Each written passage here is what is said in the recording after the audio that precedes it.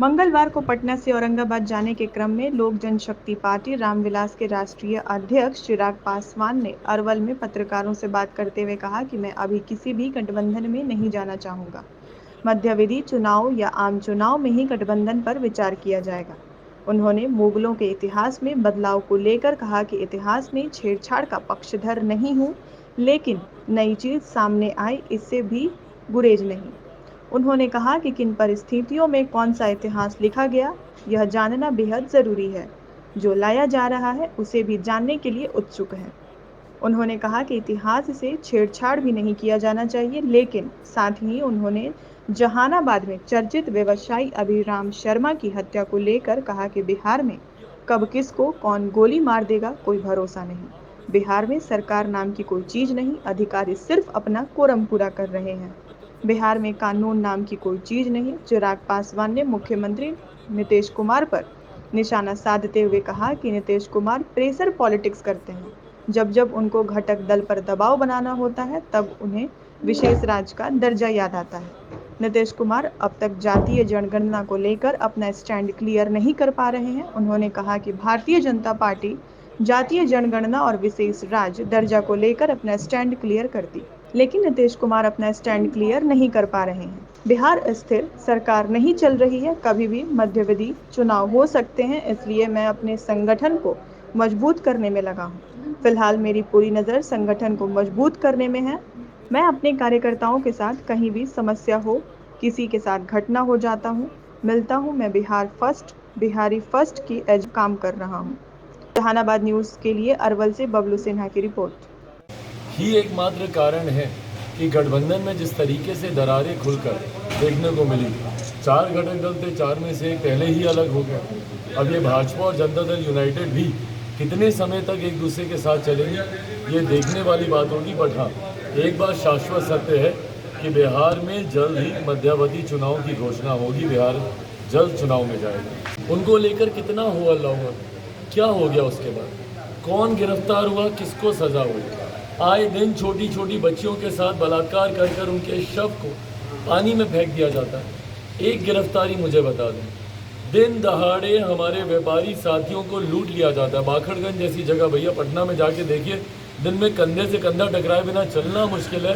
वहाँ पर दोपहर में 2:30 बजे 14 करोड़ रुपए लोग बैग में डालकर लूट कर ले जाते हैं। तो जिस तरीके से अपराधी बेखौफ बिहार में घूम रहे हैं, भाई ये जिम्मेदारी लॉ एंड ऑर्डर पूरी तरीके से राज्य सरकार का विषय संघीय ढांचे में, और हमारे प्रदेश के गृह मंत्री संजोग से हमारे मुख्यमंत्री ही हैं। उनके रहते हुए जिस तरीके से प्रदेश में अपराध बढ़ा है, ये अपने में चिंता का विषय। भैया आज की तारीख में आप हमें शिक्षा दे पाए नहीं दे पाए, रोजगार दे पाए नहीं दे पाए, बेहतर इंफ्रास्ट्रक्चर दे पाए नहीं दे पाए, पर कम से कम एक सुरक्षा का भाव तो दें मुख्यमंत्री नीतीश कुमार जी। पर इनके कार्यकाल में सुरक्षा का भाव अपराधियों को महसूस होता है, उन तस्करों को महसूस होता है जो अवैध शराब का निर्यात कराते, आयात कराते हैं। उन जहरीली शराब बनाने वाले लोगों को महसूस होता है सुरक्षा का भाव।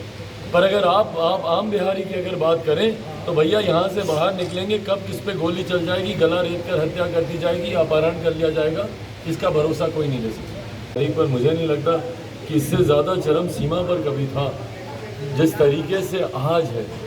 आए दिन हत्या, अपहरण, डकैती, लूटमार, मतलब कौन सा दिन ऐसा नहीं जाता जबकि बिहार में कोई ना कोई ऐसी बड़ी वारदात को अंजाम नहीं दिया जाता।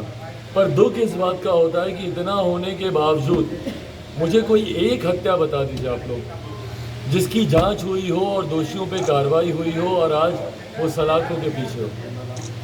सिर्फ छुटपुट जांच होती है, पकड़ा जाता है, तथ्यों के अभाव में अपराधी छूट जाते हैं। यही कारण है कि बिहार में अपराधियों पे लगाम नहीं लगती। बिहार एक ऐसा प्रदेश है बनिस्बत दूसरे राज्यों में, अगर आप देख लीजिए डाउन साउथ आप चले जाइए, 89-90% तक कन्विक्शन रेट है।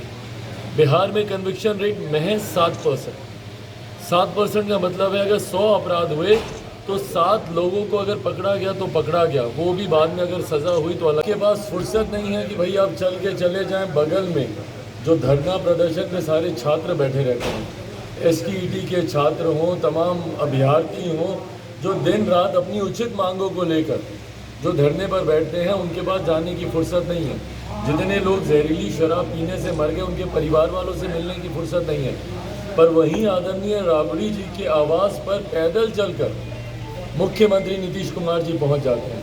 देखिए, पैदल चलकर जाने का महत्व मैं शायद थोड़ा ज़्यादा समझता हूं, क्योंकि 2004 में इसी तरीके से सोनिया गांधी जी मेरे नेता आदरणीय रामविलास पासवान जी के आवास पर पैदल चलकर आई थी, और वहाँ से हम लोगों ने एक नई राजनीति की शुरुआत देखी थी, और एक नया अध्याय वहाँ से यूपीए सरकार का शुरू हुआ था, और भाजपा का उस वक्त इंडिया शाइनिंग रह गया था।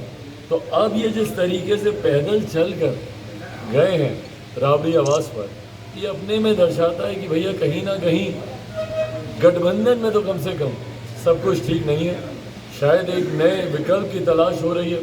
मुख्यमंत्री जी पहले कुर्सी पक्की करते हैं और फिर कोई फैसला लेते हैं।